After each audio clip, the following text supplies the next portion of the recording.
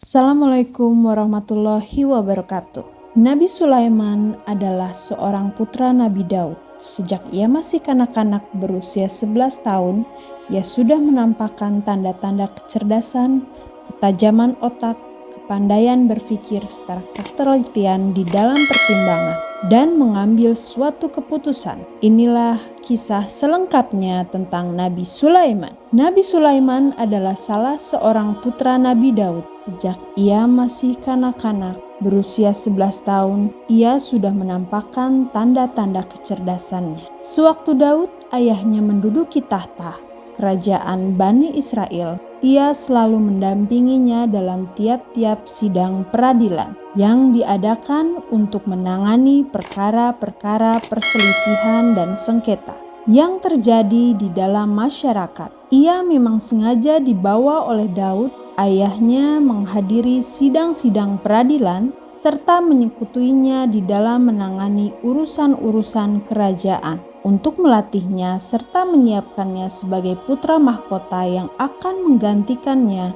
memimpin kerajaan. Bila tiba saatnya ia harus memenuhi panggilan ilahi, meninggalkan dunia yang fana ini, dan memang Sulaimanlah yang terpandai di antara sesama saudara yang bahkan lebih tua dari usianya. Suatu peristiwa yang menunjukkan kecerdasan dan ketajaman otaknya, yaitu terjadi pada salah satu sidang peradilan yang ia turut hadiri di dalamnya. Persidangan itu ada dua orang datang mengadu meminta Nabi Daud mengadili perkara sengketa mereka, dua orang wanita dan dua anak laki-laki, dan datanglah seekor serigala mengambil satu orang anak laki-laki dari wanita yang lebih tua. Saat mereka berjalan-jalan, jadi wanita ini mengambil anak dari temannya, namun wanita yang lain berkata, "Tidak, dia mengambil bayinya, dia mengambil anakmu." Akhirnya dia berkata, "Dua wanita untuk memerintah di antara mereka." Mereka memohon keadilan kepada Daud. Daud memberikan anak itu kepada wanita yang lebih tua. Mereka memutuskan bahwa itu keputusan pengadilan. Lalu anak Daud, yaitu Nabi Sulaiman, mendengarnya. Namun berbeda dari ayahnya Daud, ia mengatakan putusan Nabi Sulaiman, "Memberi saya pisau, bawalah anak itu ke antara kedua wanita ini. Katakannya, biarkan aku membaginya." Lalu wanita yang lebih tua itu berkata, "Jangan lakukan itu.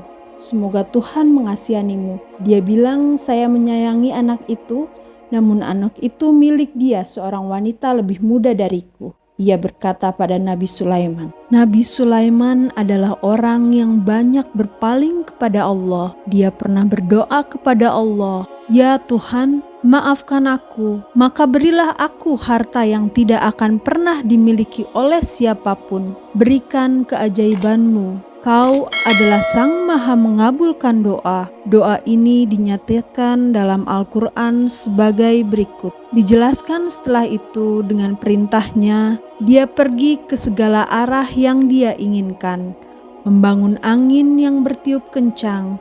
Dengan manisnya, semua orang merupakan penyelam dan setan lainnya dirantai.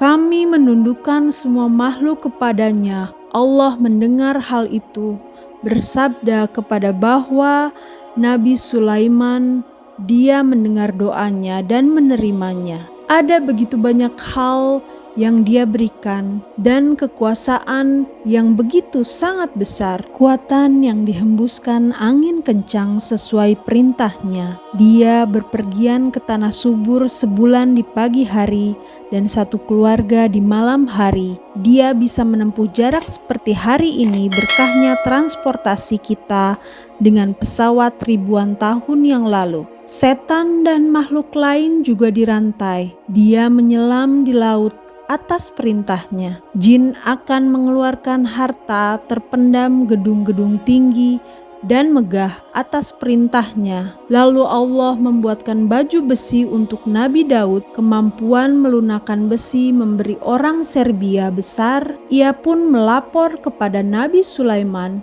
memberi orang lain kemampuan untuk memproses tembaga dengan perdagangan masyarakat. Dia juga menguasai lautan dari manusia makhluk raksasa yang terdiri dari burung dan jin. Dia mengumpulkan pasukannya di bawah komando. Dia memimpin dan mengelola bersama. Doa membuatnya menjadi orang yang sangat kuat dan adil. Sebagai salah satu mukjizat yang diberikan oleh Allah kepada Sulaiman, ialah kesanggupan beliau menangkap suara binatang, dan sebaliknya, binatang dapat pula mengerti apa yang ia perintahkan dan ucapkan. Di situ ia mendengar seekor semut berkata, "Hai semut-semut, masuklah kamu semua ke sedalam sarangmu, agar supaya kamu selamat dan tidak menjadi binasa diinjak oleh Sulaiman dan tentaranya tanpa ia sadar dan sengaja." Nabi Sulaiman tersenyum,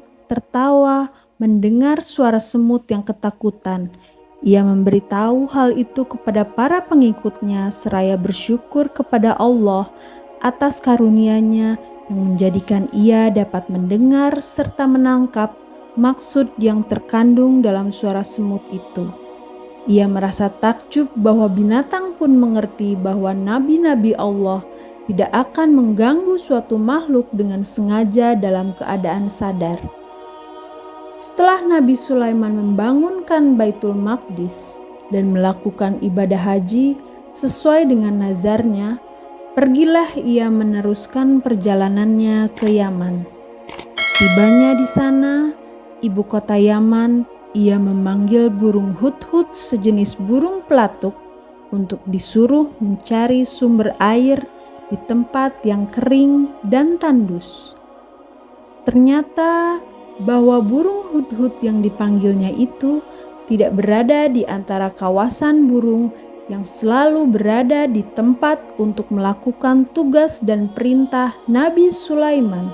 Nabi Sulaiman marah dan mengancam akan mengajar burung hudhud yang tidak hadir itu bila ia datang tanpa alasan dan uzur yang nyata.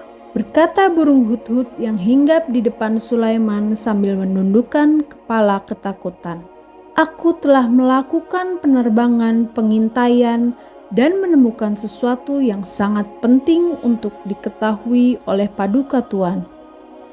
Aku telah menemukan sebuah kerajaan yang besar dan mewah di negeri Saba yang dikuasai dan diperintahkan oleh seorang ratu. Aku melihat seorang ratu itu duduk di atas sebuah tahta yang megah bertaburkan permata yang berkilau. Aku melihat ratu dan rakyatnya tidak mengenal Tuhan pencipta alam semesta yang telah mengkaruniakan mereka kenikmatan dan kebahagiaan hidup. Mereka tidak menyembah dan sujud kepadanya, tetapi kepada matahari. Mereka bersujud kepadanya dikala terbit dan terbenam. Mereka telah disesatkan oleh Syaitan dalam jalan yang lurus dan benar. Berkatalah Sulaiman kepada hudhud, "Baiklah, kali ini aku mengampuni dosamu. Karena berita yang engkau bawakan ini, yang aku anggap penting untuk diperhatikan dan untuk mengesahkan kebenaran beritamu itu, bawalah suratku ini ke Saba dan lemparkanlah ke dalam istana ratu yang engkau maksudkan itu. Kemudian kembalilah secepat-cepatnya sambil kami menanti perkembangan selanjutnya bagaimana jawaban Ratu Saba atas suratku ini." Hudhud terbang kembali menuju Saba dan setibanya di atas istana kerajaan Saba, dilemparkanlah surat Nabi Sulaiman tepat di hadapan Ratu Balqis yang sedang duduk dengan megah di atas tahtanya. Ia terkejut melihat sepucuk surat jatuh dari udara tepat di depan wajahnya.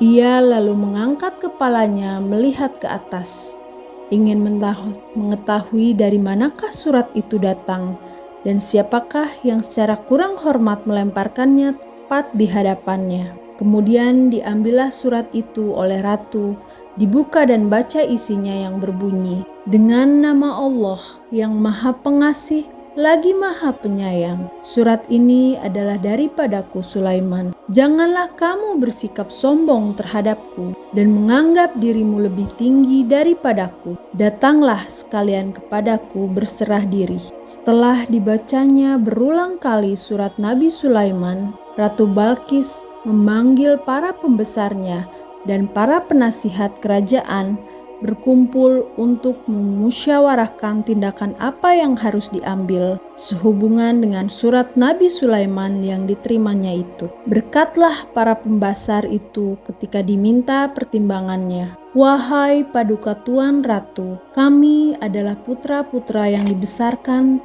dan dididik untuk berperang dan bertempur, dan bukan untuk menjadi ahli pemikir atau perancang yang patut memberi pertimbangan atau nasihat kepadamu. Kami menyerahkan kepadamu untuk mengambil keputusan yang akan membawa kebaikan bagi kerajaan, dan kami akan tunduk melaksanakan segala perintah dan keputusanmu tanpa ragu." Tibalah hinggap di depan Nabi Sulaiman burung pengintai Hudhud, memberikan kepadanya rancangan Balkis untuk mengirim utusan membawa hadiah baginya sebagai jawaban atas surat beliau kepadanya. Setelah mendengar berita yang dibawa oleh Hudhud itu, Nabi Sulaiman mengatur rencana penerimaan utusan Ratu Balkis dan memerintahkan kepada pasukan jinnya agar menyediakan dan membangun sebuah bangunan yang megah tiada taranya. Ia akan menyilaukan mata perutus Balkis bila mereka tiba. Tatkala perutusan Balkis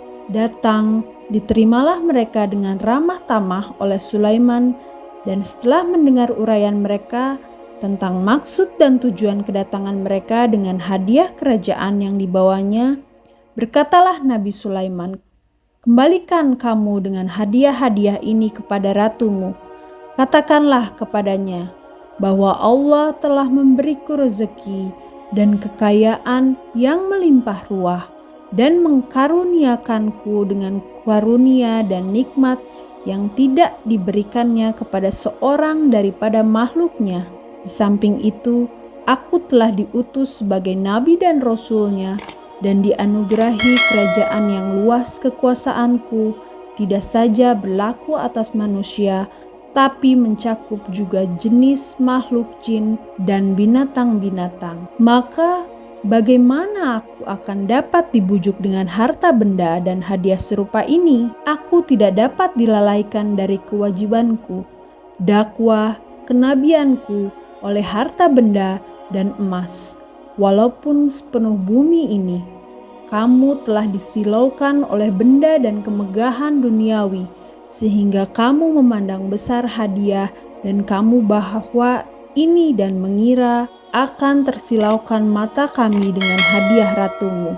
Pulanglah kamu, kembali dan sampaikanlah kepadanya bahwa kami akan mengirimkan bala tentara yang sangat kuat yang tidak akan terkalahkan ke negeri Sabah dan akan mengeluarkan ratumu dan para pengikutnya dari negerinya sebagai orang-orang yang hina, yang kehilangan kerajaan dan kebesarannya, jika ia tidak segera memenuhi tuntutanku dan datanglah berserah diri kepadaku. Al-Quran mengisahkan bahwa tidak ada tanda-tanda menunjukkan kematian Sulaiman kecuali anai-anai yang memakai tongkatnya yang ia sadar kepadanya ketika Tuhan mengambil rohnya. Para jin yang sedang mengerjakan bangunan atas perintahnya tidak mengetahui bahwa Sulaiman telah mati kecuali setelah mereka melihat Nabi Sulaiman tersungkur jatuh di atas lantai akibat jatuhnya tongkat sandarannya